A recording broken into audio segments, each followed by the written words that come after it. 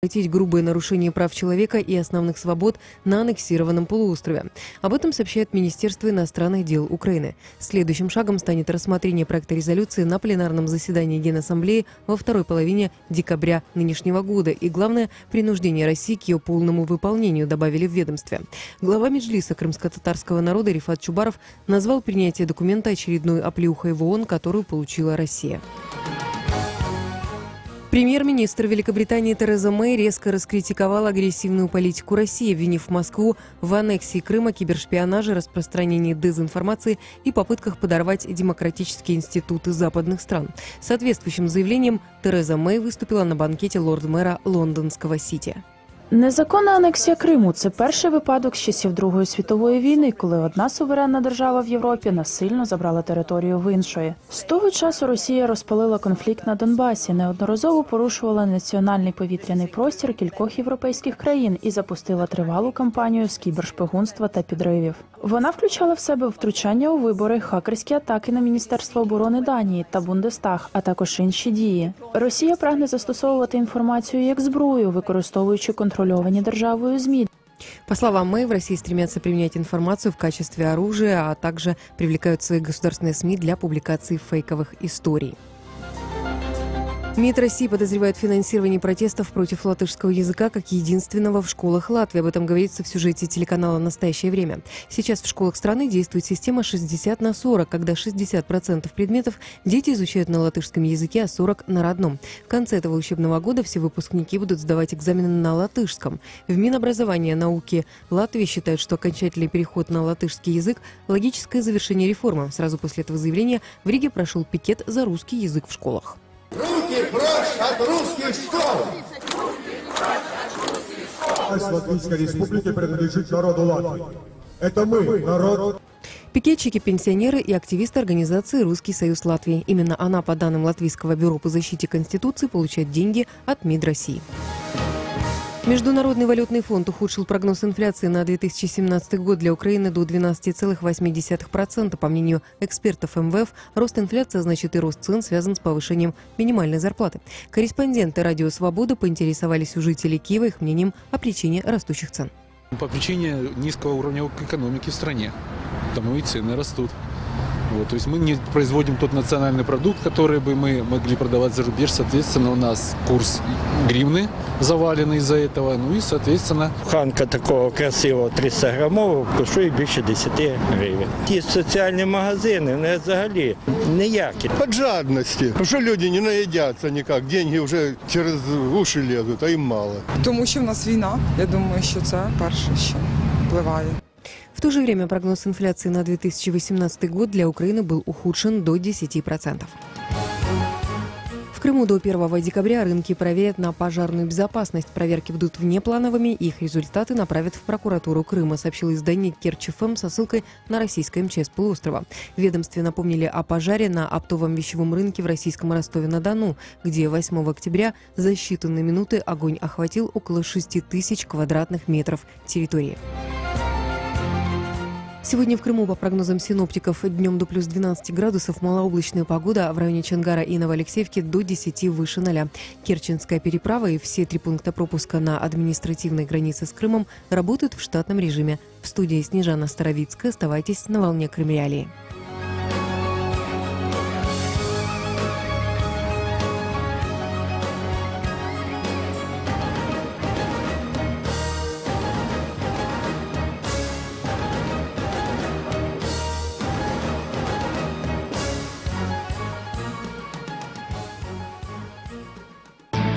В эфире совместный проект «Радио Крым Реалии» и Первого канала Украинского радио. Слушайте ток-шоу «Радио Крым Реалии» на средних волнах на частоте 549 АМ каждый будний день в 8:35 и в 13:10, а также на 105,9 FM круглосуточно. Крымчане имеют право знать. Здравствуйте, дорогие радиослушатели. Сергей Макрушин у микрофона. Это радио Крым Реалии. Напомню вам, что вы можете слышать нас каждый будний день на частоте 549 кГц, 8:35 и 13:10 на Крымском полуострове и в 7:35 и 12:10 на материковой части Украины. На частоте 105,9 FM вы можете слышать нас круглосуточно. Не только слышать, но и видеть нас вы можете на нашем сайте Крым Реалии, на нашей странице в сети Facebook, на нашем канале на ресурсе YouTube. Кроме этого, вы можете оставлять там комментарии, мы их внимательно читаем и наиболее конструктивные будем зачитывать в эфире. А, кроме того, вы можете напрямую принять участие в нашем эфире, позвонив по номеру телефона 8 800 10 06 926.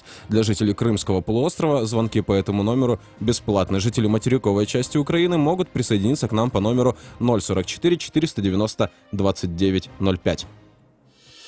Тема дня. Итак, в ООН приняли подготовленный Украиной проект обновленной резолюции о правах человека в аннексированном Крыму. Какие дивиденды это может принести осужденным и политзаключенным крымчанам в России? Как повлияет резолюция на изучение украинского и крымско-татарского языков в Крыму? Поможет ли принятие этой резолюции выполнить решение Международного суда, который предписал восстановить деятельность Меджлиса крымско-татарского народа на Крымском полуострове? И ускорит ли эта резолюция деоккупацию Крыма? Об этом мы поговорим после сюжета, подготовленного моими коллегами. Крым в центре внимания. Проект обновленной резолюции ООН о нарушениях прав человека в аннексированном Крыму принял 14 ноября Третий комитет Генассамблеи ООН. Соавторами проекта выступили 40 стран. Новый документ подтверждает факт международного вооруженного конфликта между Украиной и Россией. В резолюции призывают Россию выполнить решение Международного суда ООН об отмене запрета Меджлиса крымско-татарского народа и обеспечить обучение на украинском и крымско-татарском языках. Представитель России раскритиковал документ, назвав его провокацией и антироссийской пропагандой. После принятия Третьим комитетом резолюцию вынесут на голосование Генассамблеи. До этого ООН приняла еще 2 резолюции. Первую в марте 2014 года. Согласно ей, Генассамблея подтвердила верность суверенитету и территориальной целостности Украины и не признала законность российского референдума в Крыму. В декабре 2016 года Генеральная Ассамблея утвердила 2-ю резолюцию о ситуации с правами человека на аннексированном полуострове. В документе говорится о необходимости обеспечить российскими властями Крыма доступ к международным правозащитникам, в том числе действующим под эгидой ООН. Также в резолюции призвали освободить всех незаконно задержанных и осужденных жителей полуострова. Крым в центре внимания. Итак, это радио Крым Реалии. Сергей Макрушин у микрофона. Обсуждаем мы проект резолюции, который был подготовлен Украиной и был проголосован Третьим комитетом Генеральной Ассамблеи Организации Объединенных Наций. Об основных моментах, что нового в этом проекте, будем говорить в ближайшие полчаса, о том, будут ли выполнены рекомендации, которые есть в этой резолюции. Так, я приветствую в нашем эфире Скиндера Бариева, член... Попозже поговорим. Я напомню, что вы можете также присоединиться к нашему эфиру по номеру телефона 8 800 10 06 926. Жители материковой части страны могут присоединиться к нашему эфиру по номеру телефона 044 490 29 05. Кроме того, вы можете комментировать наши эфиры на наших страницах в социальных сетях и на ресурсе YouTube. Я приветствую Бориса Бабина, постоянного представителя президента Украины в Крыму, в нашем эфире. Борис, здравствуйте.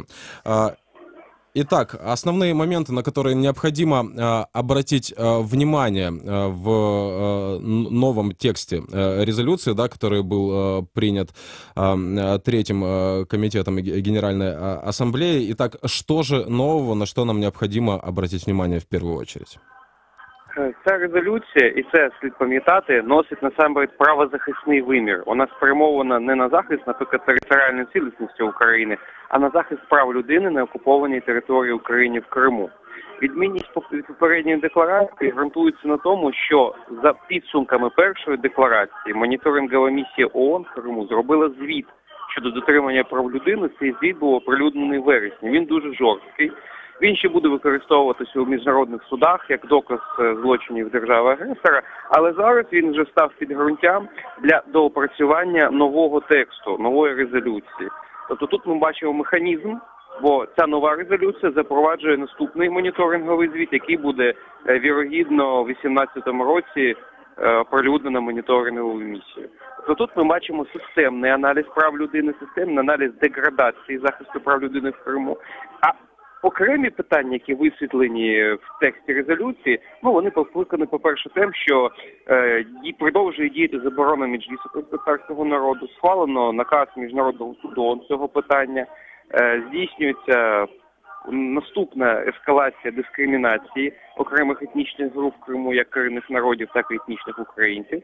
Крім того, ми бачимо, що ті питання, як ретроспективне застосування кримінального права і інші порушення права на справедливий суд, усі резолюції також висвітлені більш жорстко, більш ретельно.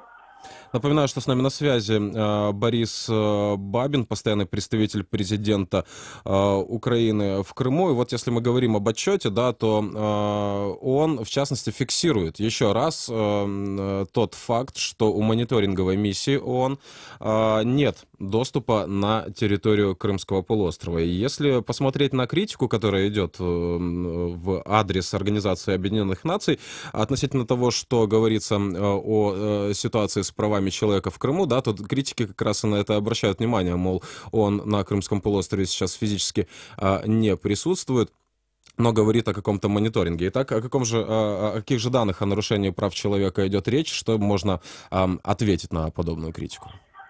Держава-агресор робить всілякі заходи, щоб не пустити в Крим моніторингові місії будь-які. Її умовою є при цьому визнання факту анексії. Це неприйнятно для ООН і інших міжнародних структур, вони цей держава-агресор зловживає.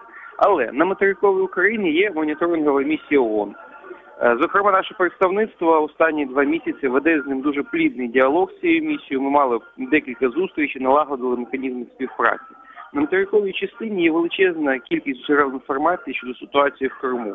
Щомісяця сотні тисяч осіб перетинають лінії розмежування і знаходяться на материковій Україні. Це живі свідки. Крім того, працюють в Криму юристи і адвокати, які надають місії відповідні процесуальні документи, незаконно видані окупаційною владою. І, до речі, ця резолюція закликає на особливу підтримку таких адвокатів і юристів в Криму. Крім того, є моніторинг преси, офіційних заяв російської влади, російського законодавства, яке ніхто не переховує. І цього, в принципі, для тексту резолюції достатньо. Звісно, якщо б представники місії були в Криму, цей звіт був на порядок більш жорстоким і жорстким, але маємо, що маємо. Напоминаю, что с нами на связи Борис Бабин, постоянный представитель президента Украины в Крыму. Обсуждаем мы новую резолюцию, которая была принята Третьим комитетом Генеральной Ассамблеи Организации Объединенных Наций. Напомню, что авторство проекта принадлежит Украине, но соавторами в итоге во время его проработки стали порядка 40 стран мира. Итак, Борис, вы в своих комментариях неоднократно говорили о том, что необходимо как можно больше увеличить цену Крыма для России через международные инстанции, в том числе и через Организацию Объединенных Наций. Вот после принятия таких резолюций, насколько усложняется для России вообще крымский вопрос? Будь-який такий документ дуже болісно сприймається окупаційною владою, бо, по-перше, він орієнтує систему ООН на роботу з питань оцінку шкоди, нанесеної окупації. Він визначає лінію так званих цивілізованих країн світу, які підтримують цю резолюцію, бо дійсно за кількістю, можливо, там не 100% держав ООН підтримало, але це найбільш розвинуті країни світу, найбільш потужні, і Російська Федерація залежить від цих країн. І такі документи полегшують цивілізованому світу запроваджувати нові додаткові санкції щодо держави-агресора на підставі брутального порушення нею норм міжнародного права, як гуманітарного, так і прав людини в Криму. Стоит ли нам ожидать того, что Россия начнет выполнять предписания, которые исходят от Организации Объединенных Наций? Я здесь напомню, что зафиксирован тот факт, что Россия игнорирует решение Международного суда, который фактически обязал государство-оккупанта убрать все препятствия для работы меджлиса крымско-татарского народа на Крымском полуострове, а также восстановить преподавание на украинском и крымско-татарском языках в частности. Ожидаете ли вы, что после того, как вот это игнорирование требований Международного суда, оно зафиксировано, и Россия об этом еще раз напомнили, будет ли оно выполнено? Ні, звичайно, ми не очікуємо на пряме виконання сьогодні цієї резолюції держави-агресором. Те, що вона буде вдаватися до імітації певної активності, це факт.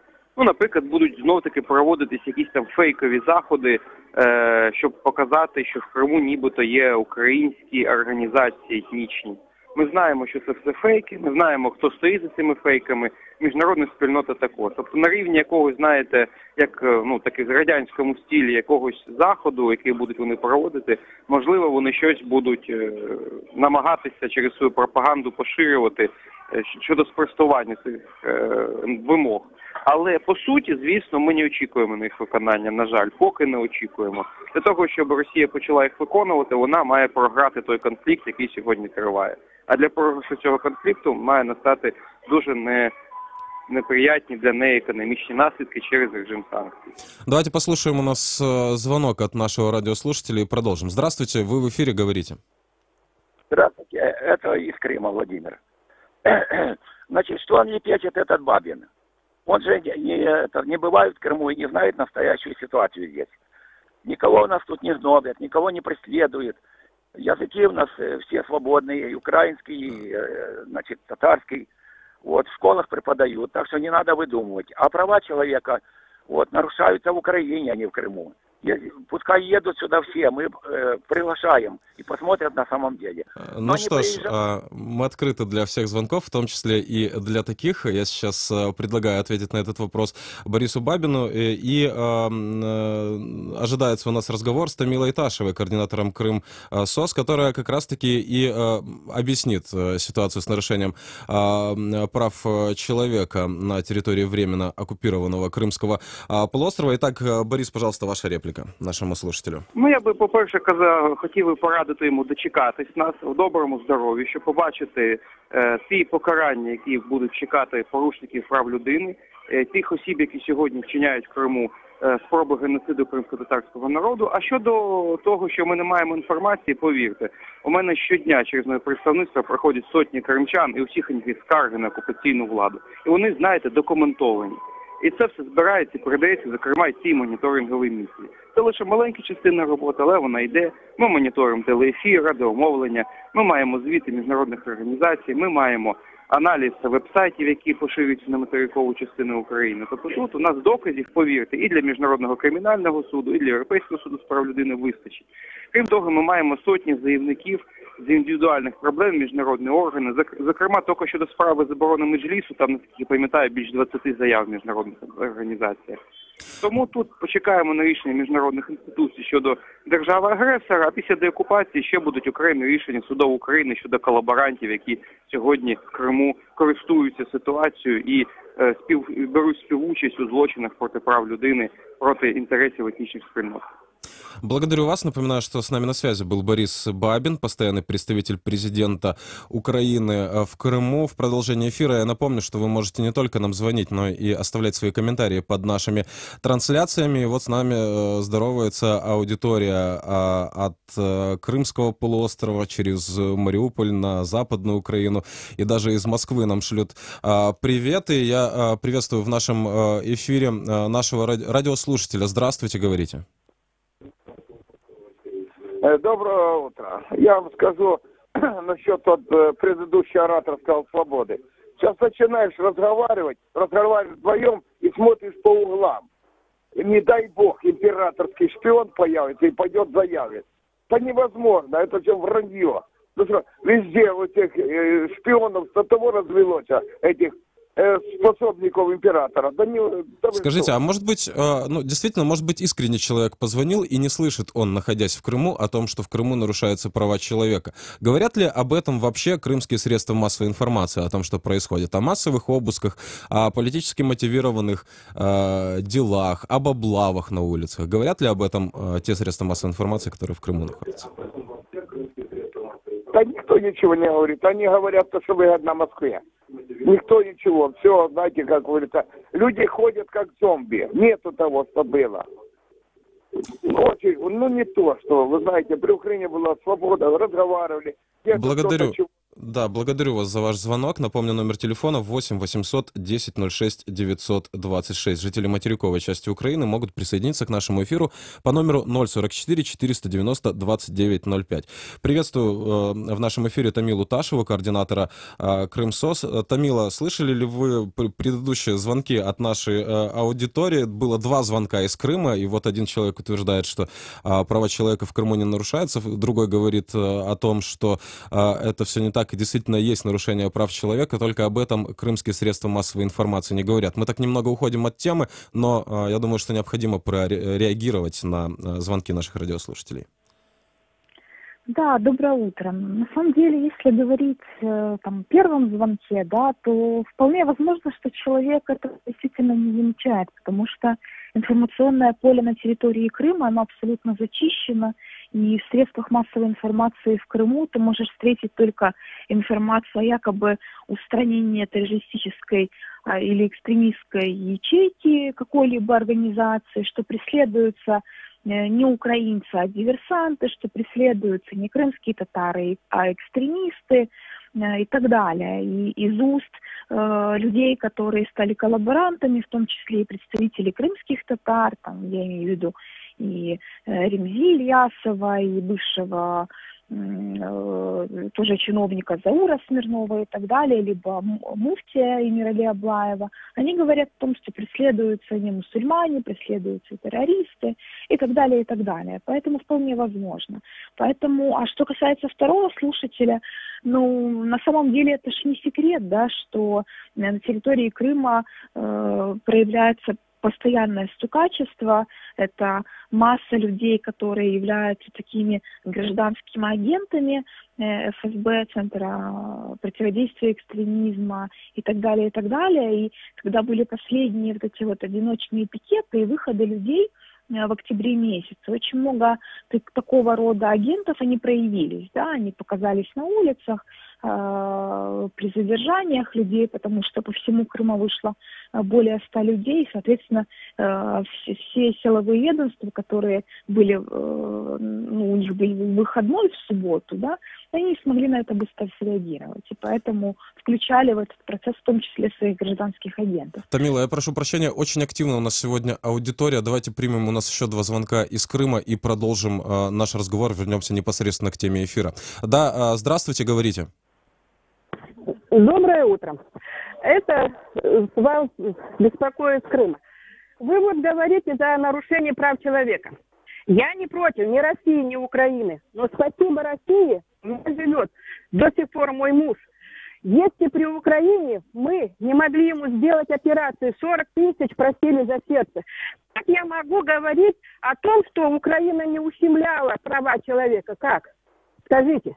При России я могу в любое время обратиться в больницу, спасут всех. Вы говорите, наверное, немного о разных категориях. Мы не обсуждаем сейчас качество медицинского обслуживания. Об этом мы тоже говорим в наших эфирах. Вы можете к ним присоединяться. Мы говорим о правах человека. Если уж вы сравниваете, то сравните, пожалуйста, были ли в Крыму массовые облавы, были ли политически мотивированные уголовные преследования в таком количестве, как мы наблюдаем это сейчас, до 2014 года. Так, следующий звонок, и продолжим беседу с нашим экспертом. Алло? Да, говорите. Алло? Це я? Так, це ви, можна говоріть. сказати декілька слів на українській мові? Так, прошу. Я хочу сказати по цьому Владимир, який виступав, що права не ущемляються. А як це зрозуміти, якщо ми не чуємо української мови, українських передач, української пісні? У цьому хіба не нарушається? Оце дуже нарушається. Оце дякувати Богу, що ми зараз чуємо українські передачі. А то можна рідну мову забути. Хай вони не забувають, що є тут українці, які потребують української мови. І не тільки російської. Я навіть не слухаю ці російські кремльовські передачі. Там одна брехня йде. І це неправда. От в цьому сенсі дуже нарушаються права людини в Криму.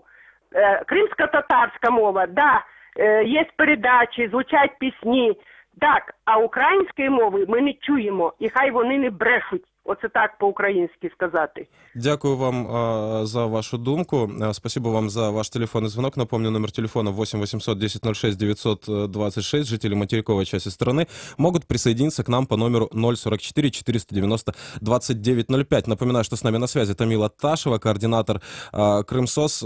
Тамила, вот по последнему звонку давайте, наверное, дадим комментарий, да, что и как раз увяжем это с резолюцией ООН, которая обратила внимание на то, что Россия не выполнила рекомендации Международного суда о восстановлении, да, образовательного процесса на крымско-татарском и украинском языках. Насколько будут в дальнейшем серьезные последствия для России, которая не выполняет ни этого требования, ни требования о возобновлении работы Меджлиса крымско-татарского народа на Крымском полуострове? Да, абсолютно верно, потому что весной этого года, да, было принято временные меры относительно восстановления украинского языка в школах, обучения на украинском языке и восстановления деятельности Меджлиса.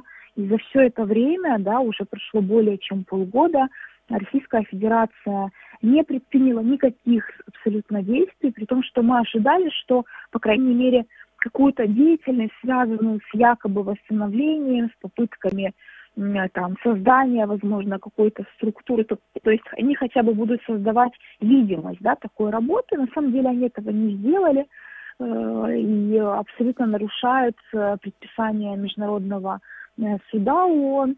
Они нарушают ту резолюцию, которая была в прошлом году, в прошлом декабре принята, другие все резолюции и так далее. Но это не означает, что эти резолюции не нужно принимать, да. К сожалению, Российская Федерация наплевала в феврале или марте 2014 года на международное право, продолжает это делать и сейчас. Но на самом деле санкции, они продолжаются действительно в определенном смысле, да, возможно, не полностью, но они все-таки действуют на Российскую Федерацию. И нам необходимо продолжать эту работу, потому что все то документирование нарушений прав человека, все эти резолюции, международные документы, которые принимаются, в дальнейшем, когда будут расследования в Международном уголовном суде, да, когда люди, которые делают эти преступления, да, они сядут на скамью подсудимых, я уверена, что это будут, все эти документы, они однозначно понадобятся. Благодарю вас. Напоминаю, что с нами на связи была Тамила Ташева, координатор Крымсос. К сожалению, время этого блока эфира подходит к концу. У нас есть еще один звонок из Крыма. Давайте мы успеем его принять. Говорите, вы в эфире. День добрый. Да-да, у вас 30 секунд. Скажите, говорите. пожалуйста, если гражданин нарушает законы страны проживания и привлекать за это к ответственности, это что, нарушение прав человека? Если эта территория признана оккупированной, согласно международному законодательству, да, то вопрос выглядит уже не таким очевидным, правда? Думайте об этом. Это радио Крым Реалии. Сергей Макрушин у микрофона. Следующую тему обсудим через несколько минут.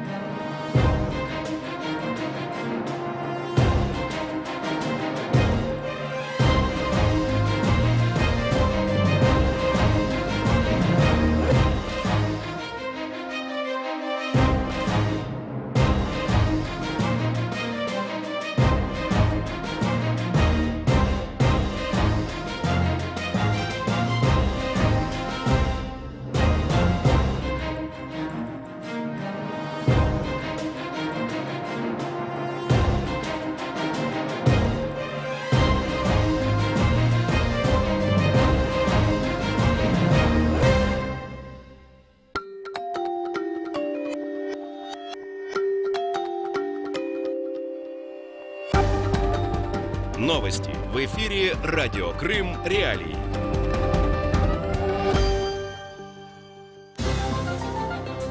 Здравствуйте, в студии Снежана Старовицкая. Главное к этому часу. Иностранные инвестиции в Крыму заменила федеральная целевая программа. В Джанкое канализационные сети изношены на 60%, заявил крымский депутат Бабашов. И в Крыму собираются выращивать киви в промышленных масштабах. Сейчас подробнее. В аннексированном Крыму иностранные инвестиции полностью заменила российская федеральная целевая программа. Об этом сказал директор Крымского экспертного центра Алексей Стародубов в эфире радио «Крым Реалии». Сложности возникли в основном из-за оккупированного статуса, сказал он. Социальный и государственный сектор могут финансироваться только из государственного бюджета, потому как других поступлений там просто нет, отметил эксперт. Правительство соседней России утвердило федеральную целевую программу развития аннексированного Крыма в августе 2014 года. В ноябре 2016 запланированные на 5 лет затраты увеличили до 770 миллиардов рублей. Премьер-министр Великобритании Тереза Мэй резко раскритиковала агрессивную политику России, обвинив Москву в аннексии Крыма, кибершпионаже, распространении дезинформации, попытках подорвать демократические институты западных стран. С соответствующим заявлением она выступила на банкете лорд-мэра лондонського сіті. Я маю дуже просте послання до Росії. Ми знаємо, що ви робите, і це вам не вдасться. Тому що ви недооцінюєте стійкість наших демократій. По словам Мэй, в России стремятся применять информацию в качестве оружия, привлекают свои государственные СМИ для публикации фейковых историй. В Джанкое канализационные сети изношены на 60%, сообщила пресс-служба подконтрольного Кремлю парламента Крыма. Как отметил депутат Крымского парламента Леонид Бабашов, городская канализация требует либо капитального ремонта, либо полной замены. Кроме того, в Джанкое в неудовлетворительном состоянии находятся очистные сооружения, отметил он. По словам Бабашова, ожидается, что в следующих годах на строительство новых сооружений городу будет выделено порядка 1 миллиарда 300 миллионов рублей.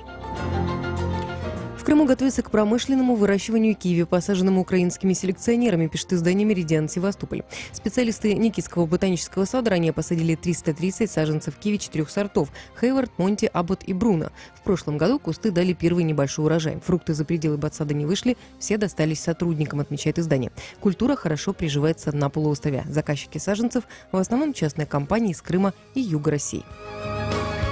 Сегодня в Крыму днем до плюс 12, в районе Чангара и Новоалексеевки 10 градусов выше 0. Керченская переправа и все 3 пункта пропуска на админ-границы с Крымом работают в штатном режиме. В студии Снежана Старовицкая. Оставайтесь на волне Крым Реалии.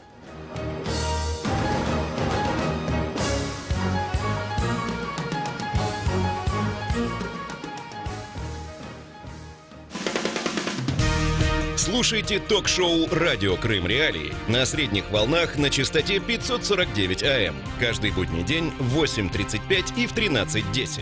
А также на 105,9 FM круглосуточно. Крымчане имеют право знать.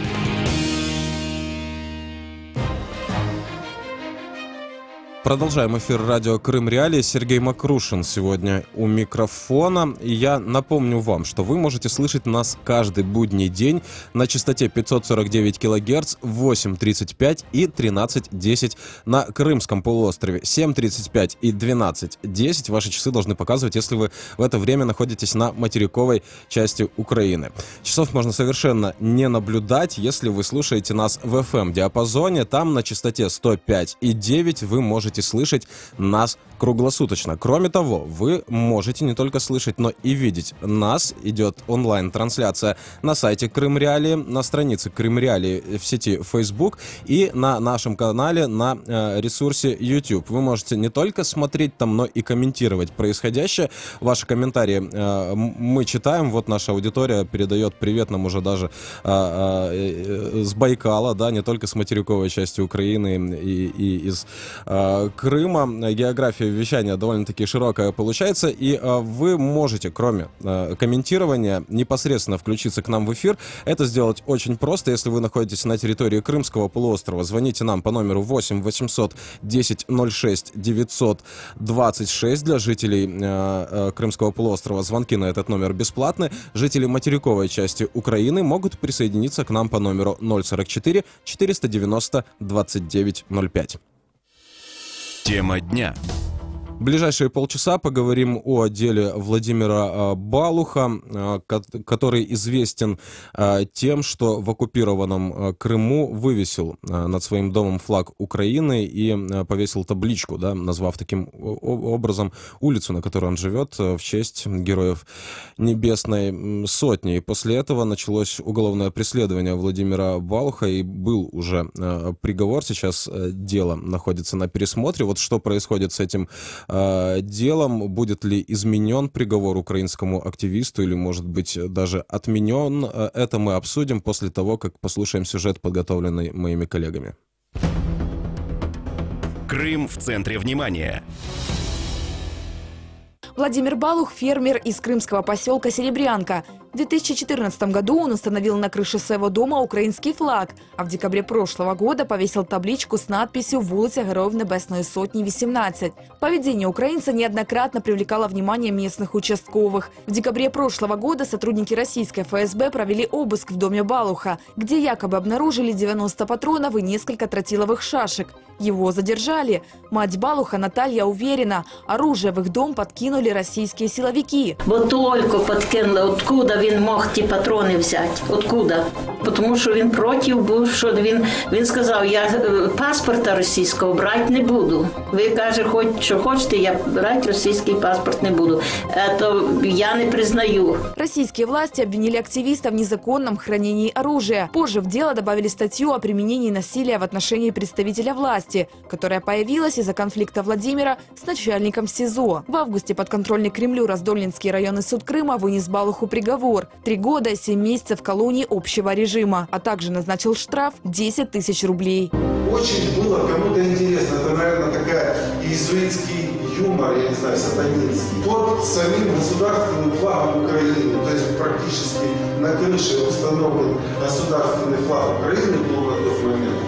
И вот именно под ним что-то положить, вот запрещенное к обороту, и вот с такой вот ухмылкой подлой, наглой, это все потом изъять, каждого постигнет наказание за его грехи, за его преступления, которые он совершает не только в отношении меня, а просто в отношении всего людского. В октябре суд решил отправить дело Балуха на повторное рассмотрение. На прошлом заседании активисту стало плохо. В зал суда вызвали скорую помощь. Согласно заключению врача, у Владимира острые боли, остеохондроз поясничной части. Он не может принимать участие в судебном заседании и нуждается в амбулаторном лечении. В заключении медиков говорится, что Балух может находиться в изоляторе временного содержания. Защита намерена обратиться к суду с ходатайством об изменении меры пресечения подзащитному, не только в связи с его состоянием здоровья, а также в связи с тем, что не осуществляется опека над его матерью,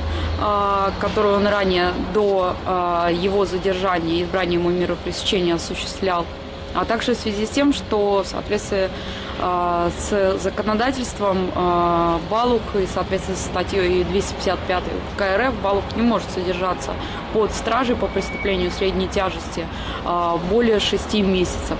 Адвокаты активиста, также украинские правозащитники считают, что Балух стал жертвой репрессий за свою проукраинскую позицию. Крым в центре внимания. Радио «Крым Реалии», Сергей Макрушин у микрофона. Напомню, что вы можете присоединиться к нашему эфиру по номеру телефона 8 800 10 06 926, если вы находитесь на Крымском полуострове. А если вы находитесь на материковой части Украины, вы можете позвонить нам по номеру 044 490 2905. Итак, обсуждаем мы дело Владимира Балуха. Я приветствую в нашем эфире Антона Наумлюка, корреспондента «Радио Свобода». Антон, здравствуйте. Вы посещаете судебные заседания по делу Владимира Балуха. Что вы можете нам о них рассказать? Как держится Владимир Балух? Что он говорит? Что видно по нему? Что можно сказать о состоянии его здоровья сейчас? Доброе утро. Да, действительно, процесс начался заново. Прошло уже 2 заседания. Сразу же на первом заседании Балух заявил о том, что вины не признает, ничего противоправного он не совершал, что его содержат уже 11 месяцев за решеткой незаконно. И, собственно, на основании этого он отказался выражать какое-то уважение к судье, которая пыталась его заставить это сделать. И, в общем-то, вот так он себя и ведет. Очень напористо, очень так агрессивно, я бы даже сказал. Он не очень участвует в обсуждениях с судьей происходящего на процессе, но, с другой стороны, активно участвует в самом заседании. То есть была допрошена его супруга, которая выступает свидетелем. Он тоже принимал участие в этом допросе. И, в общем-то, видно, что он собирается отстаивать свою позицию. То есть он не замыкается, как, например, замкнулся в свое время на процессе Олег Сенцов, который не участвовал фактически в заседаниях. А Балух очень активно принимает участие. На последнем заседании ему стало плохо. Было заметно с самого начала, что что-то не в порядке. Потом ему состояние ухудшилось настолько, что пришлось вызвать скорую, а после вызова скорой его доставили с конвоем в центральную районную больницу, где провели обследование, взяли все анализы и назначили лечение, которое должно было идти до вторника, впоследствии либо быть продолженным, либо состояние должно было измениться в лучшую сторону. Его вернули обратно в ИВС, и там он должен был принимать все необходимые лекарства. Вообще это не самое лучшее решение, учитывая, что в ИВС и холодно, и, в общем-то, обострение его болезни связано, скорее всего, в том числе с этим. Но и охрана настояла, и медики не нашли причин ему не возвращаться в изолятор. Завтра следующее заседание, и будем смотреть на его состояние, помогло ли лечение и в каком он сейчас виде. Благодарю вас, Антон. Напоминаю, что с нами на связи был Антон Наумлюк, корреспондент «Радио Свобода», который следит за процессом над Владимиром Балухом. Напомню, что обыск, о котором свидетельствует, в частности, Наталья Балух в суде, о чем упомянул Антон Наумлюк. Вот как раз-таки этот обыск есть одним из ключевых моментов этого уголовного дела. Обыск был проведен, очередной обыск был проведен у Владимира Балуха. Напомню, после того, как он повесил над своим домом флаг Украины и повесил табличку, которая говорит о том, что эта улица называется в честь героев Небесной Сотни. Правоохранители несколько раз пытались на него открывать уголовные дела, обыск уже проводили, и вот во время очередного обыска вдруг нашли якобы его арсенал. Да? Давайте послушаем комментарий Натальи Балух. Я была допрошена в судебном заседании как свидетель в состоянии здоровья матери Балуха Владимира Григорьевича. Состояние здоровья у нее ухудшилось. Она нуждается в помощи посторонних лиц все-таки. Помогать-то некому, кроме Владимира. Это радио Крым Реалии, Сергей Макрушин, микрофон. Только что мы слышали комментарий Натальи Балух, бывшей супруги Владимира Балуха. Она участвует в суде как свидетель. Итак, я приветствую в нашем эфире Ольгу Динзе, российского юриста, адвоката Владимира Балуха. Ольга, здравствуйте. Итак, давайте проговорим некоторые моменты, которые, возможно, не совсем понятны нашим радиослушателям. Итак, почему дело было отправлено на пересмотр? Ведь для Крыма нельзя сказать, что вот по политическим делам, что это частая практика. Что в этом деле позволило отправить его на новое рассмотрение? Да, но я постараюсь быть для слушателей наиболее приемлемо выражаться и понятно. Дело все в том, что уголовное дело, которое было рассмотрено в отношении Балух, рассматривалось судьей, которая ранее уже принимала решение в отношении Балуха по уголовному делу. В рамках первого уголовного дела мы неоднократно заявляли данной судье отвод, однако данные заявления не были удовлетворены. И, соответственно, Верховный суд, рассмотрев наши апелляционные жалобы на приговор суда первой инстанции, посчитал, что действительно данная судья подлежала отводу, и дело необходимо вернуть на этом основании на новое судебное рассмотрение в ином составе суда. Кроме того, суд усмотрел, что действительно необходимо допросить всех свидетелей по уголовному делу с целью установить обстоятельства, имеющие значение для полного и всестороннего рассмотрения, и, соответственно, отразил это в своем апелляционном определении. Но после того, как рассмотрение дела началось другим составом суда, видны ли вам, как защитнику, какие-то изменения в качестве работы этого суда?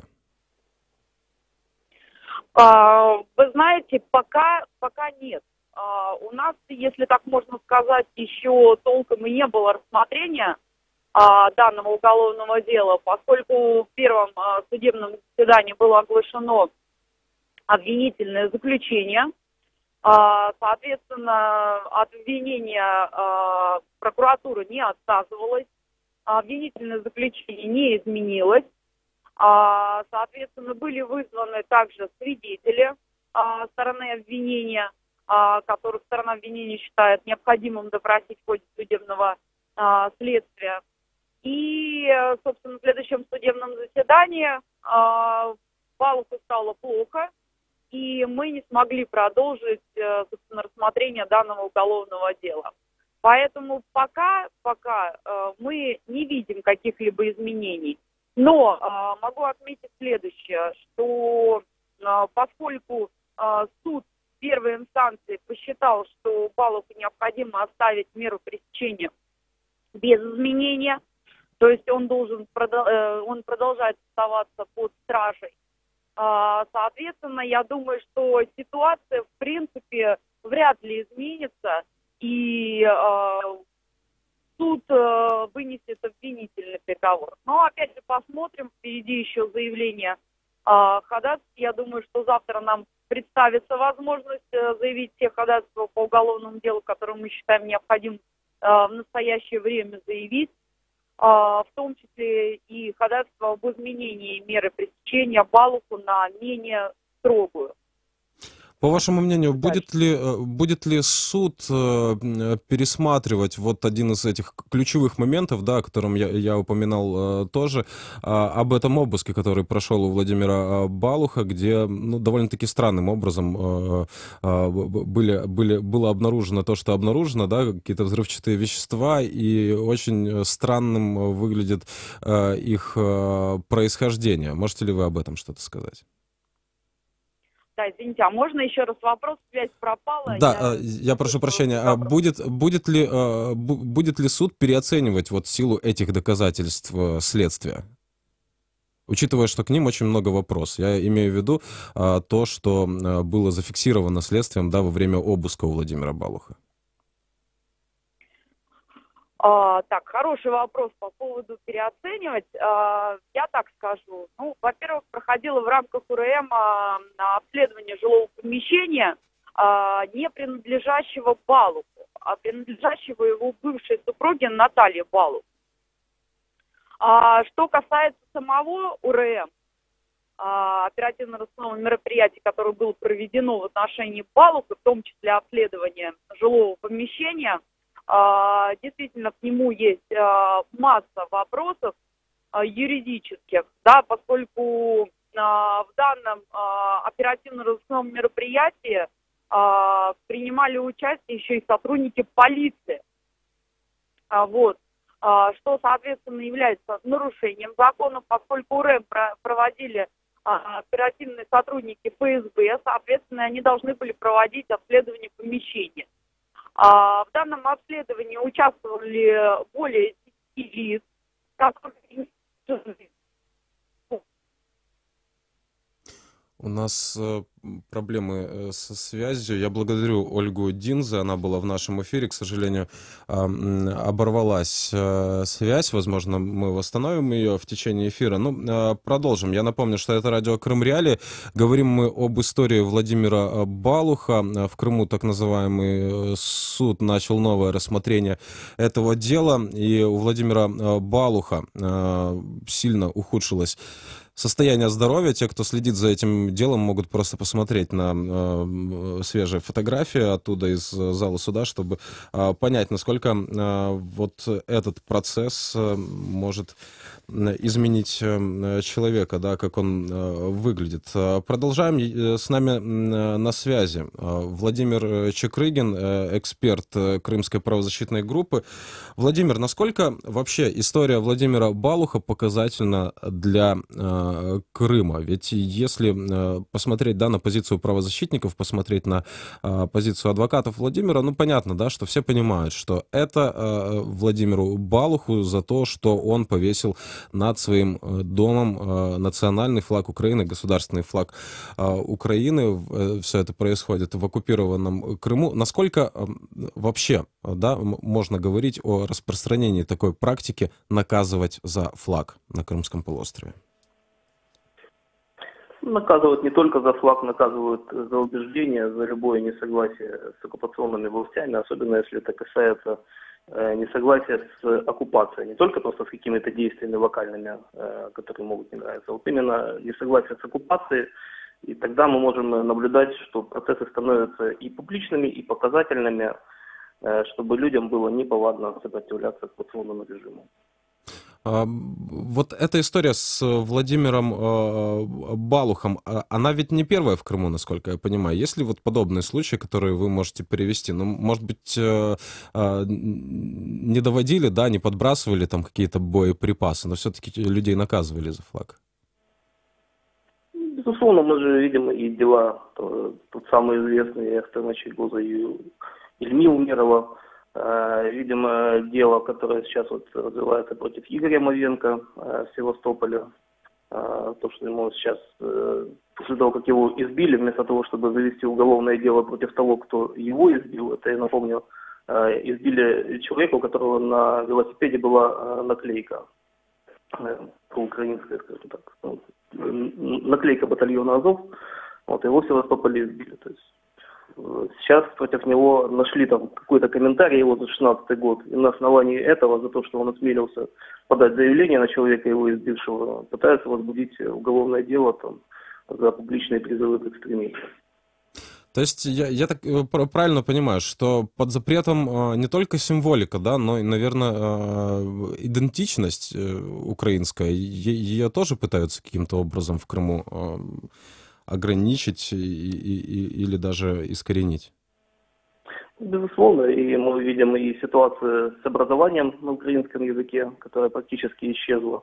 У нас количество классов с украинским языком обучения сократилось более чем в 30 раз. И все это делается с помощью давления на родителей, когда говорят писать заявление с отказом от обучения на украинском языке. Якобы это выдают за то, что вот люди сами не хотят обучаться. То есть и любые, естественно, настоящие проявления украинскости, они преследуются и подавляются.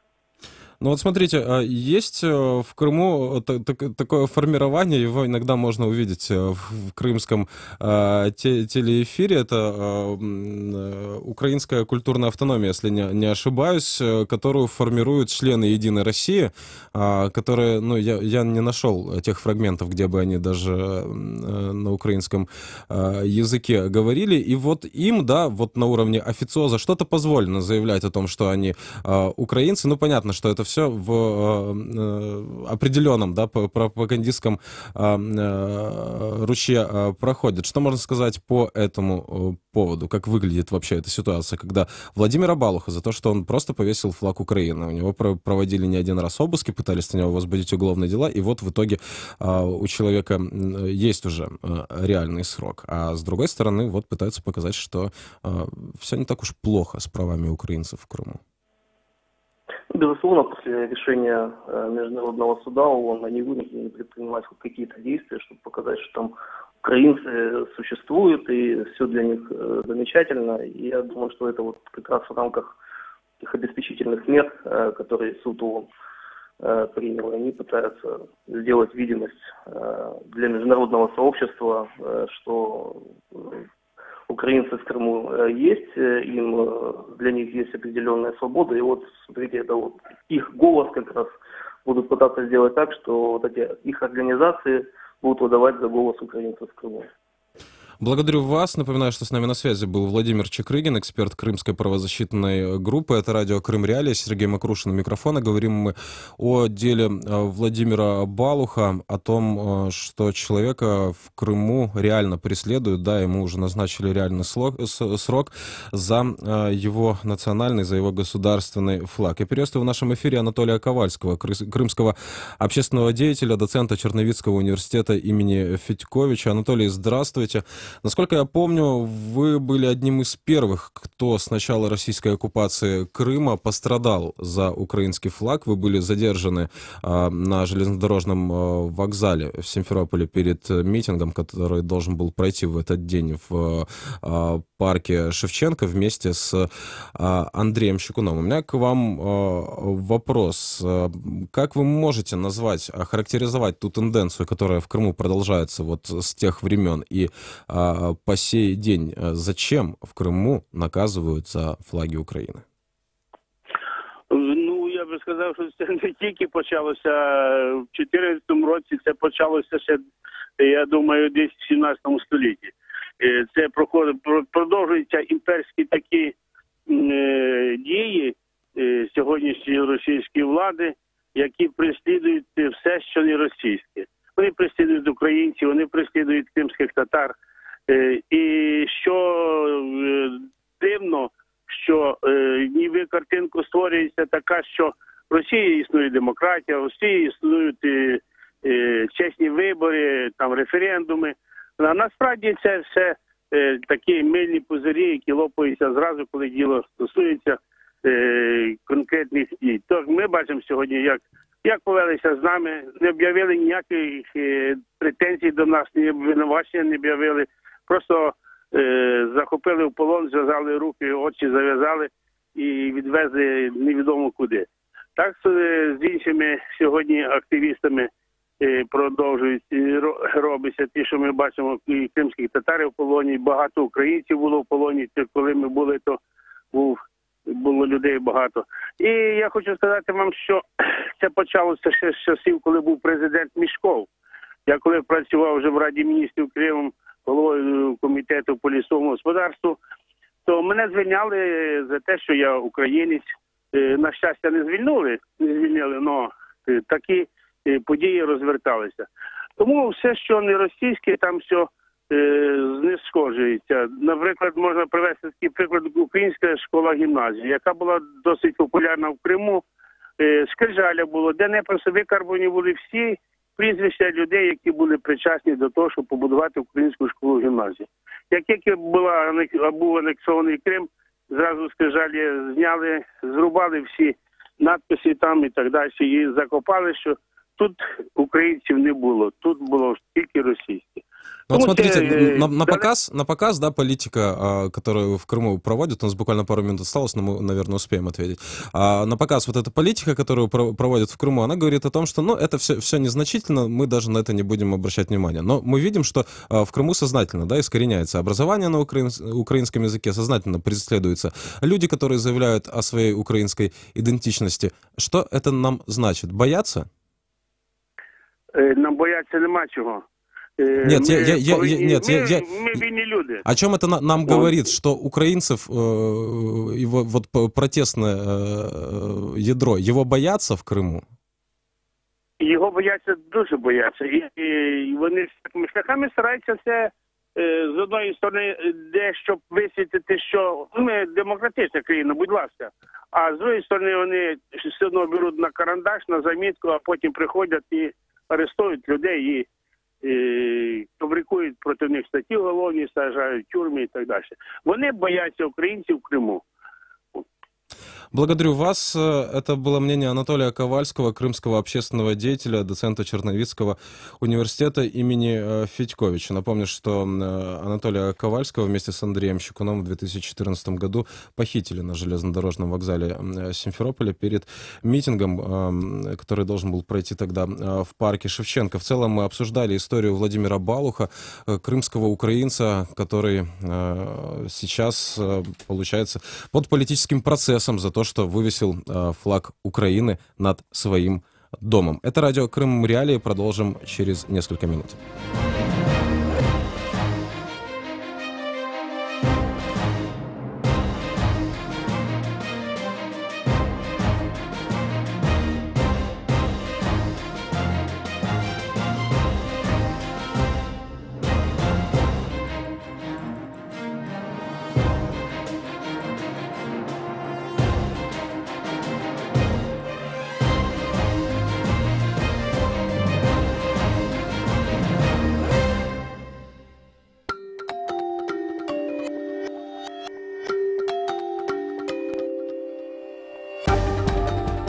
Новости в эфире «Радио Крым. Реалии».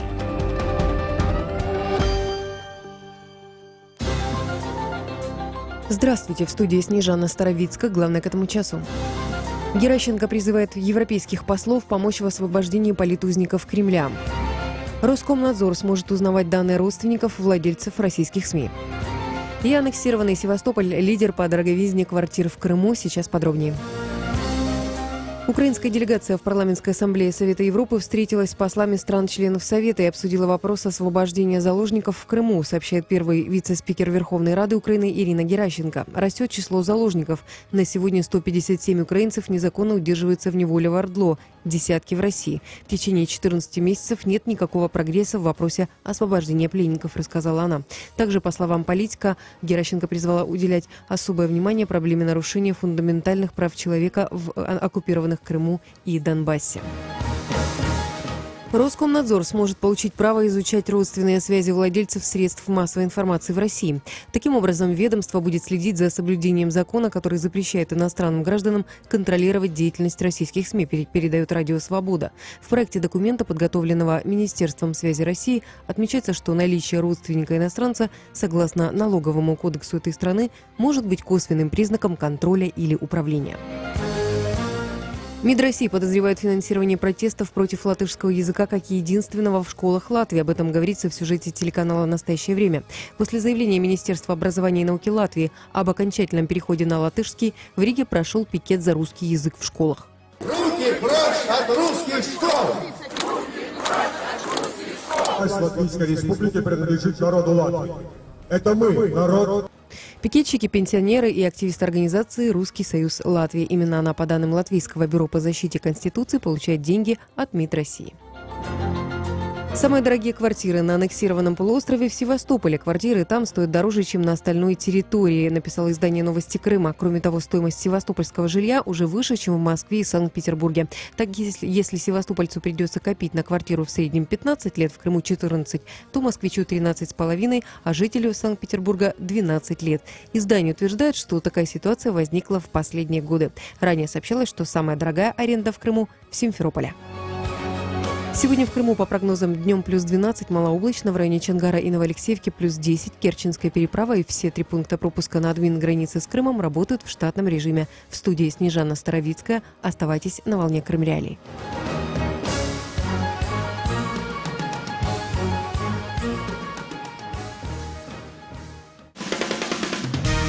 Слушайте ток-шоу «Радио Крым Реалии» на средних волнах на частоте 549 АМ. Каждый будний день в 8:35 и в 13:10.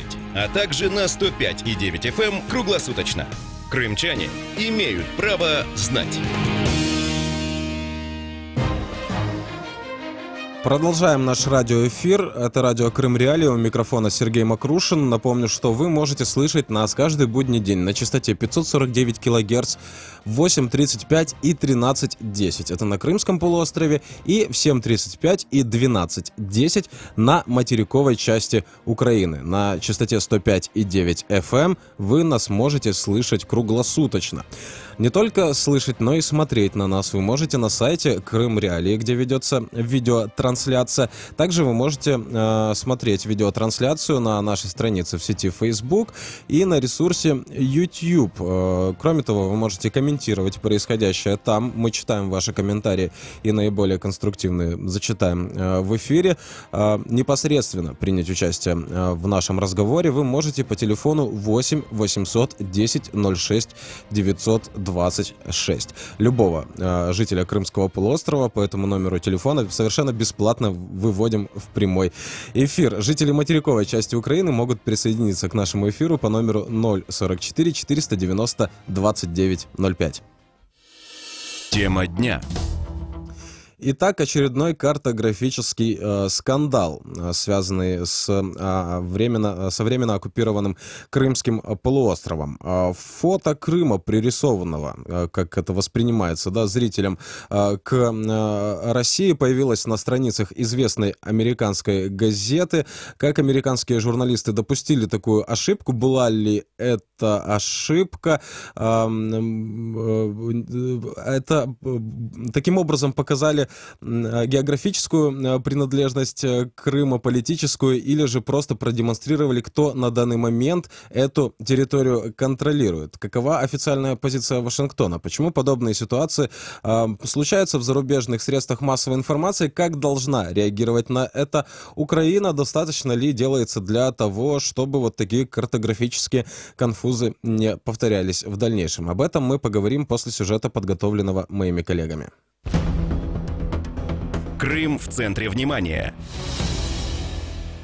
Американское издание The New York Times 11 ноября публикует статью о строительстве Керченского моста, в которой Крым обозначили тем же цветом, что и Россию. В соцсетях началась кампания с требованием исправить ошибку. С такими призывами выступили российский политический эмигрант Гарри Каспаров и профессор Нью-Йоркского университета Игорь Айзенберг. Друзья, пожалуйста, нужно немедленно организовать флешмоб. Очень важно. В статье показана карта, где Крым изображен тем же цветом, что и Россия. То есть, согласно этой карте, является частью России. Это абсолютно возмутительно. Министерство иностранных дел Украины обратилось в The New York Times з требуванням исправить ошибку з Кримом. У зв'язку з New York Times виданнями, ви знаєте, вчора ми це питання прокоментували, зразу ж звернулися до центрального офісу через наше посольство України в Вашингтоні. Поки що офіційної відповіді ми від них не отримали. Але ми наполегливо дійсно від них попросили, привернули увагу вкотре, що позиція Сполучених Штатів є незмінною щодо невизнання незаконної окупації Криму і спроби анексії, і те, що Крим є невід'ємною територією України, яка тимчасово окупована відповідно до міжнародного права, звернули увагу до резолюції від березня 2014 року і попросили внести відповідні коррективы и корректирования до цієї карты. В пресс-службе американского издания заявили, что изучат обстоятельства выхода материала, в котором появилась карта якобы с российским Крымом. Автор материала Иван Нечепуренко сказал, что не имеет отношения к опубликованной карте. Крым в центре внимания. Радио Крым Реалии, Сергей Макрушин у микрофона. Обсуждаем мы недавнюю публикацию в The New York Times, где опубликована карта, да, на которой Крым закрашен в те же цвета, что и соседняя Россия, что, собственно, стало причиной для скандала. В продолжение информации, которую вы только что услышали, я зачитаю свежий комментарий от соавтора как раз этого материала Ивана Нечепуренко. Он в комментарии издания Лига.нет сказал, что карта полуострова таким образом оформлена согласно нормам издания. Я процитирую, прямая речь. Такое оформление карт используется для всех оспариваемых территорий, например, для голландских высот или Кашмира. Карта не указывает на то, что Крым российский, там есть пунктирные линии.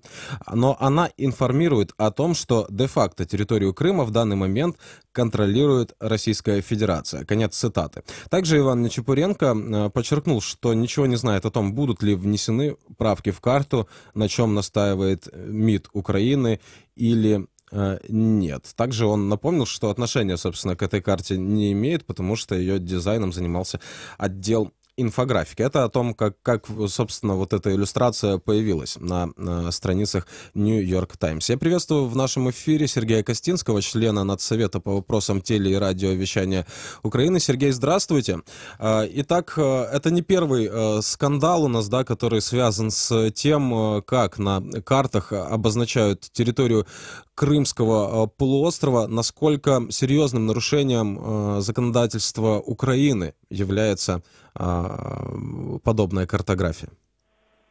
Ну, якщо ми, наприклад, фіксуємо подібні речі в ефірі українських телеканалів, то таким чином такі телеканали отримують санкції від Національної ради. І це служить причиною, наприклад, для виключення з списку адаптованих телеканалів саме іноземних телеканалів. Наприклад, через це в лапках постраждали і телеканал «Дождь», і телеканал «Драйв», що мають ліцензію Роскомнадзору, і так далі. Тобто ми до цього в сфері телерадіомовлення відносимося дуже жорстко. А щодо самої публікації в New York Times, я хотів би сказати, що, знаєте, тут можна пожартувати, що світ вже зрозумів, що Крим не Росія, нам залишилося довести, що Крим – це Україна. А загалом, диявол криється в деталях. Якщо говорити про західні медіа, то сучасні медіа навіть дуже поважні, намагаються спростити подачу інформації, не обтяжувати читача або глядача деталями. В цьому і полягає проблема, як показати, що фактично Росія контролює Крим, але водночас юридично він належить до території України. І дуже часто і на інфографіках, і ми це бачимо і на прикладі таких міжнародних організацій, що вони показують першу частину кримської історії, що Росія контролює Крим, да? Але не обтяжують себе висвітленням іншої, другої частини цієї історії, про те, що юридично він належить до України. І мені здається, що тут є проблеми, з якими ми будемо стикатися в перспективі. Це те, що є певна безвідповідальність сучасної журналістики щодо висвітлення складних проблем і складних ситуацій. Це те, що таки домінує маркетинг, намагання задовільнити запит читача на простоту контенту на фоні такого занепаду журналістики, коли журналісти колись намагалися донести до читача максимально об'єктивну інформацію. І маємо також і формальний підхід до висвітлення цього конфлікту. Не намагаючись розібратися в проблемі і демонструючи ніби його об'єктивність і збалансований підхід, журналісти прирівнюють жертву агресії і агресора. Тобто замість того, щоб показувати, що це є окупація, показують, що це є спірна територія, на яку претендують ці держави. Тобто абсолютно некоректний підхід до высветления цієї агрессии. Ну вот возвращаясь к истории с телеканалом «Дождь», которая была довольно-таки громкой историей, насколько другие средства массовой информации впечатлила, да, и вразумила эта история с телеканалом «Дождь»? Фиксируется ли вами в дальнейшем вот подобные нарушения, либо другие вещатели, они просто их исправили, не доводя до подобних історій? Ну, у більшості російських телеканалів вже такої можливості немає. Там близько 80 телеканалів просто було виключення з ефіру з кабельних мереж України саме через порушення українського законодавства, причому систематично. Тобто їм вже довести, що вони якось коректно це відображають, вже немає можливості. А що стосується інших іноземних телеканалів, то ми з цим зараз не стикаємося. Стикаємося лише, наприклад, з тим, що в ефірах можуть з'являтися якісь російські політики, які можуть там стверджувати, заперечувати територіальну цілісність України. А що стосується українських ЗМІ, українських телеканалів, то, слава Богу, в нас таких медіа немає. Єдине, що от останній раз, коли ми з вами це могли бачити, це була якась або школа, здається, або коледж, де були роздруковані певні карти України без Криму. І все. Але такі речі дуже швидко регулюються на рівні громадської думки, там дуже жорстко громадськість реагувала. Я думаю, це було уроком для таких ініціаторів. Благодарю вас. Напоминаю, что с нами на связи был Сергей Костинский, член Надсовета по вопросам теле- и радиовещания Украины. Обсуждаем мы в нашем эфире очередной картографический скандал, публикацию издания The New York Times, в которой есть карта Крымского полуострова, окрашенного в те же цвета, что и контуры России, и хоть и с пометкой «Спорная территория» он там указан, и со всякими пунктирными линиями, это не обезопасило от возникновения, да, такого скандала уже, который вышел на международный уровень. У нас был звонок от нашего радиослушателя, к сожалению, не дождался наш слушатель момента своего появления в эфире. Для вас я повторю номер телефона 8 800 10 06 26. Жители Крымского полуострова могут бесплатно позвонить и включиться в наш эфир. Жители материковой части Украины могут звонить нам по номеру 044 490 29 05. Я приветствую в нашем эфире Алексея Коваля, журналиста-международника. Алексей, здравствуйте. Итак, насколько серьезным может быть вот этот картографический скандал? И насколько часто, по вашим наблюдениям, такие скандалы в мире случаются? Ведь Крым — это не единственная спорная территория, да, на земном шаре, поэтому, возможно, есть другие аналогии. Да, пожалуйста. Да, доброе утро. Я, да, тоже действительно это, ну, такая, как бы, можно сказать, это ошибка, конечно же, ошибочное утверждение такой газеты, как «Нью-Йорк Таймс», но я думаю, что тут, ну, вот, проанализировав то, что говорил сам журналист, который написал эту статью, он сказал, что он тоже не видел эту карту до публикации. И я думаю, что все-таки тут имеет место, надо еще посмотреть, и «Нью-Йорк Таймс» тоже заявил, что она будет расследовать появление этой карты. Я думаю, что тут, я лично не исключаю, что это ошибка именно редактора, который рисовал эту карту, потому что такое тоже бывает, скажем, человек, который мог прочитать эту статью, там, например, не говорится... Там написано, что Крым аннексирован, но там не написано, что это территория Украины, например. И может быть, человек, который действительно ее рисовал, он не знал о том решении с Генеральной Ассамблеи ООН, которая проголосовала за то, что это территория Украины. Он также, естественно, не знает законов Украины, которые определяют эту территорию как оккупированную. Может быть, вот тогда и возникают такие скандалы, когда люди начинают забывать о подобных вот вопросах, о том, насколько важен вопрос Крыма вообще, да, в международной повестке. Может быть, это как раз и помогает актуализировать тему Крыма, вот даже вот таким подобным образом? Это да, потому что, смотрите, я думаю, что все-таки это можно списать на, наверное, незнание географии этого конкретного человека, и вообще, как бы, и международная журналистика, я думаю, тоже сейчас переживает определенный такой кризис своего качества, потому что, такие ляпы, они действительно бывают и в солидных изданиях, которые вот действительно не согласуются как бы даже с международными какими-то положениями. И я думаю, что в целях сохранения своего реноме, конечно, «Нью-Йорк Таймс» лучше исправить. Но я могу привести тоже ситуацию, которая была пару месяцев назад. «Атлас», например, был мира изданный в Северной Корее. И тогда тоже Крым там был закрашен тем же цветом, как это. И вот российское посольство в Северной Корее использовало это в своем твиттере, как написало, что этим оно подтверждает признание Северной Кореей принадлежность Крыма России. Даже был такой твиттер от официального посольства Российской Федерации. То есть и это тоже информация пошла по медиа. Понятное дело, что в Северной Корее, да, стране, которая, мы знаем, находится в изоляции, в стране, которая находится под международными санкциями и является партнером России, такие ляпы, вот там они, наверное, политически мотивированы, и там действительно есть над чем работать.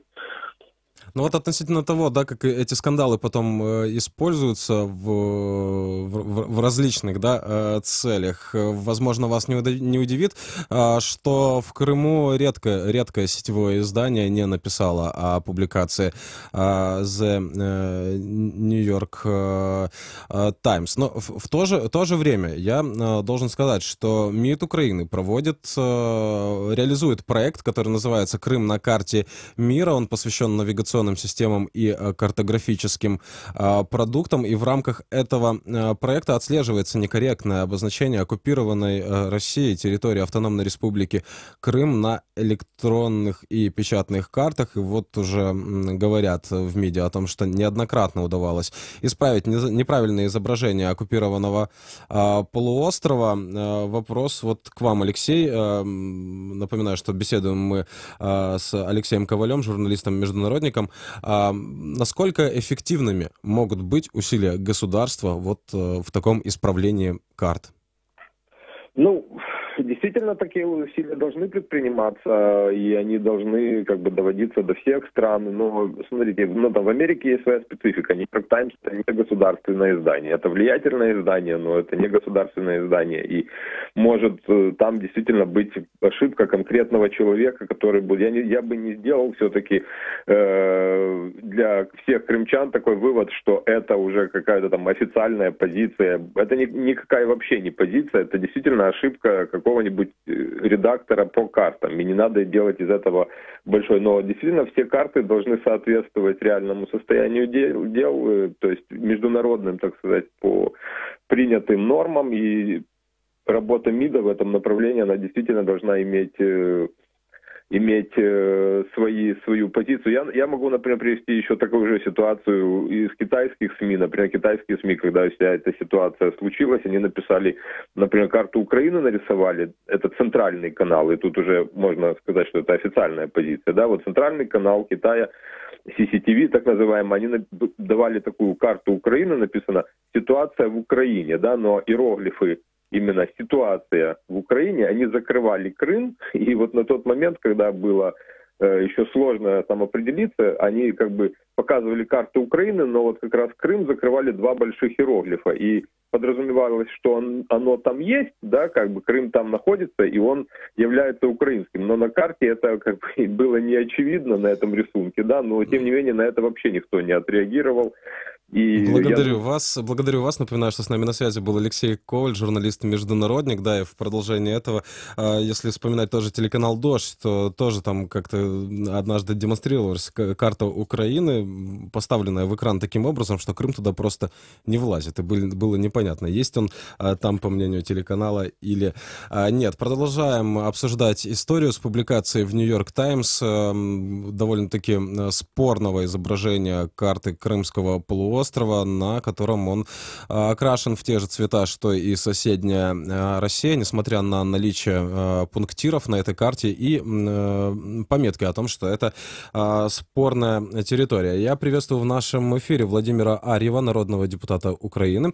Владимир, здравствуйте. Итак, о чем же нам может говорить вот этот скандал, который разгорелся вокруг публикации «Нью-Йорк Таймс»? Ваше мнение, это действительно могла быть ошибка кого-то в редакции, да, кто как-то не углядел за тем, какое изображение использует или как в графическом виде изображают ту информацию, которую необходимо было донести аудитории, либо это намеренный шаг?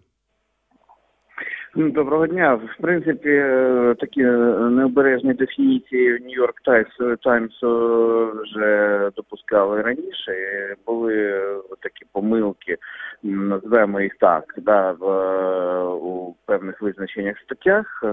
І так само, як і були певні такі не дуже відповідальні статті, які, скажімо так, більше іноді повторювали ті речі, які розповсюджувала російська пропаганда. Авторства кореспондента Нью-Йорк Таймс в Москві. Але в даному разі ми бачимо ситуацію, коли це не помилка, а свідома дія. Тому що помилки виправляються, а оскільки журналіст, який відповідно писав ту статтю, заявив, що нічого виправлятися не буде, послався на те, що є така ж сама політика стосовно голландських висот, то я вважаю, що це вже там схоже на свідому позицію такого ліберального видання. Ну, але ви розумієте, що в даному разі лібералізм іноді переходить межі міжнародного права.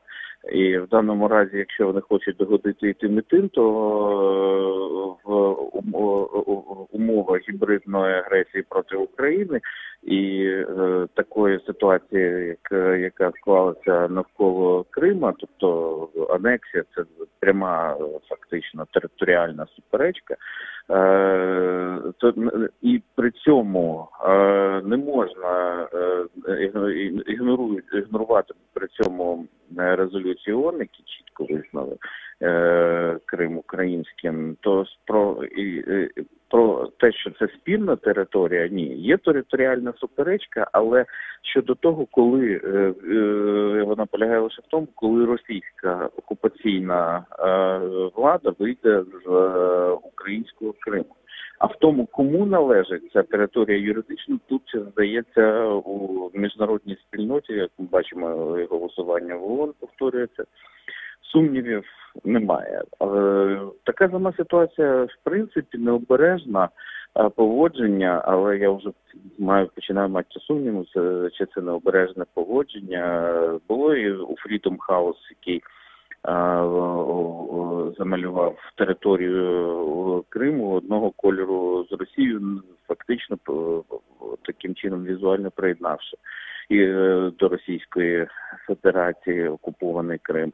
Але коли мы... У нас нет представителей Freedom House в эфире, я просто напомню их объяснение, что там не только Крым был этим же цветом помечен, а множество стран, в которых фиксировался низкий уровень свободы слова и большое количество нарушений в этой сфере. Извините, я просто добавил, да, правильно, позицию. але візуально це було саме таким чином зроблено, що з першого погляду для того, хто не розбирається в цьому детально, а дивиться, то просто не зробили, скажімо так, правильної візуалізації, яка би не могла не трактуватися подвійно. Да?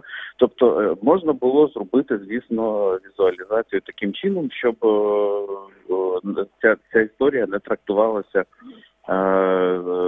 як можлива приналежність території до країни-окупанта. Цим ніхто просто про це не задумався. Зате була ціла істерика, коли їм на це вказали, і вказало багато дуже людей. Тим не менше, реакція була такою самою, ігнорування, і ніхто не захотів нічого міняти. З серії, ви і так проковтнете, будьте вдячні, що взагалі там щось про вас пишуть. Розумієте, це з одного боку, можливо, свідчить про нехлюйське ставлення, але іноді я дивлюся про те, що ситуацію в Криму, зокрема, американці, європейці намагаються відкласти у довгу скриню, вважаючи, що це питання буде вирішено пізніше, це вже симптоматично. На жаль, Україна в даному разі, вони хочуть нам нав'язати цю історію, але ми не будемо сприймати те, що от давайте вирішимо з Донбаса, Крим, ми вже будемо десь колись, якщо вийде. Да? Я вважаю, що ми маємо рухатися не послідовно, а паралельно у визволенні українських територій.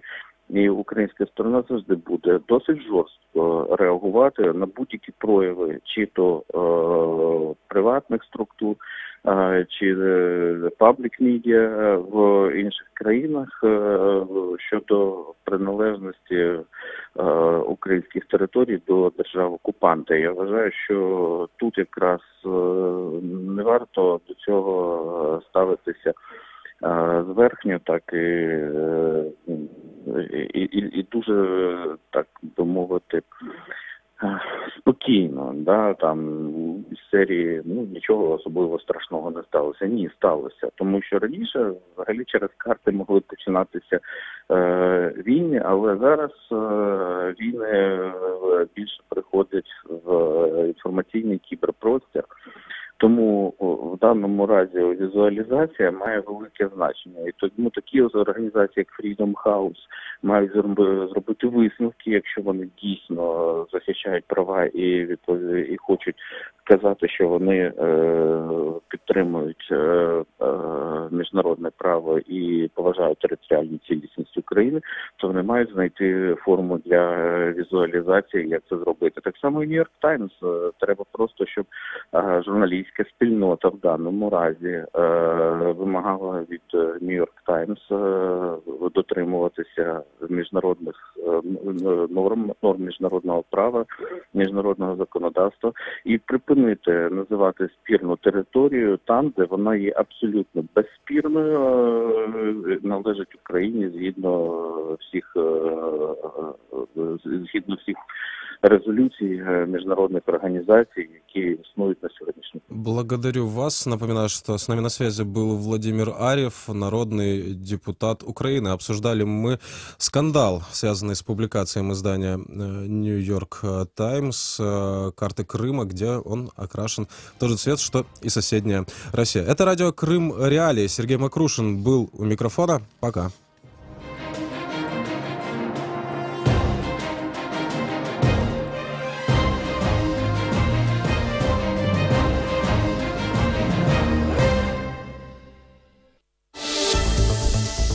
Новини Радіо Свобода.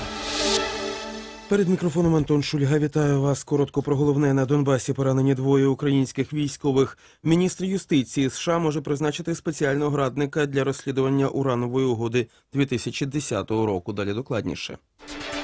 Події в Україні. У зоні бойовики 23 рази відкривали вогонь по позиціях Збройних сил України. В